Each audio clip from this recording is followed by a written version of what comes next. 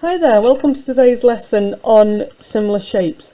So this is the first lesson I'm doing on similar shapes, and we're just going to be looking at calculating the scale factor. There is a follow-up video. This is one of a series of 2 videos. I'm just going to film them separately so it's not too long. Okay, so similar shapes. When we've got similar shapes, we've got 2 shapes that are essentially identical except for the size. Okay, now that sounds really bizarre, I know, but when you look at these 2 shapes here, for example, these are similar shapes. Their angles are the same size.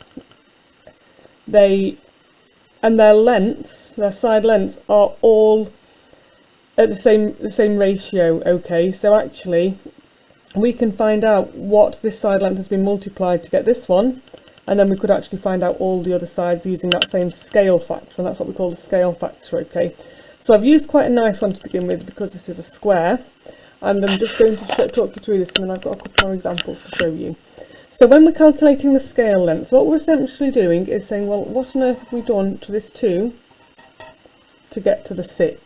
Okay, what calculation has been performed? And don't forget, in this situation we're always looking at things like multiplication, division, not adding. We couldn't say add 4, okay, that wouldn't get us to the right place. It's not wrong, you could add 4, but it wouldn't work for what we're needing. Okay, so 2 multiplied by 3 is 6. Now if you ever get some really horrible numbers, we can always go the other way and do 6 divided by 2, and that will give us the 3. Okay, if you're struggling to see that. So our scale factor is 3. Okay, all the sides of this shape here, this square, have been multiplied by 3 to get the ones on this shape. Okay, that's how we find our scale factor. I'm just going to show you a couple more of those. Okay, so here we've got 2 similar shapes, and we need to know what has this shape been multiplied, or how many times bigger is this shape than this shape. Okay, that's essentially what we're doing. And this actually might take you back a little bit to transformations, and when we're looking at enlargements there, it's a very similar idea. Okay, so that we've just done that, I'm going to pop a line through it.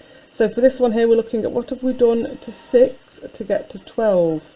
Okay, we could also do what have I done to 2 to get to 4. They'll both give us a multiplication of 2. Okay, so a scale factor for this question is 2. Okay, you just pick the numbers which seem to kind of appeal as being a bit easier for you to see. Obviously they do get a little trickier than these. These are quite nice numbers. And be aware, this is quite important, okay, it's very important, that you're using the kind of corresponding side. Okay, so I wouldn't say what have I done to get from 6 to 4, because that isn't the corresponding side. I'm looking at longer side to longer side, shorter side to shorter side. Okay, that's very important. Okay, we've got another one here.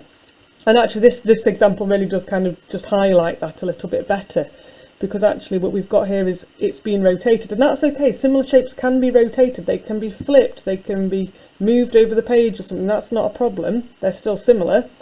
But of course our longer side now is this side here and this side here. So when we're looking for our scale factor now, we're going to look at how have I gone from 5 to get to 10.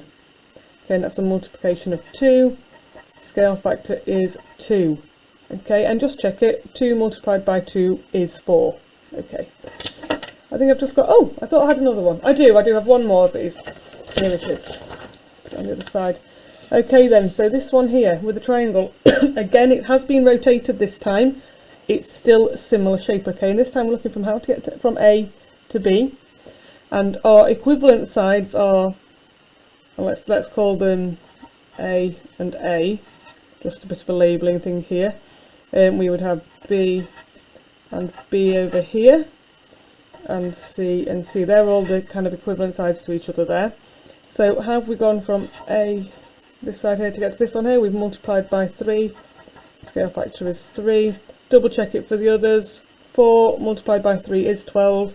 3 multiplied by 3 is 9. And that's all there is to it, okay, when we're finding our scale factor. Now, click on to the next video if you're wanting to move on to that one. If you're one of my students, you do need to do that, okay? And I'm going to show you how to find missing lengths using these.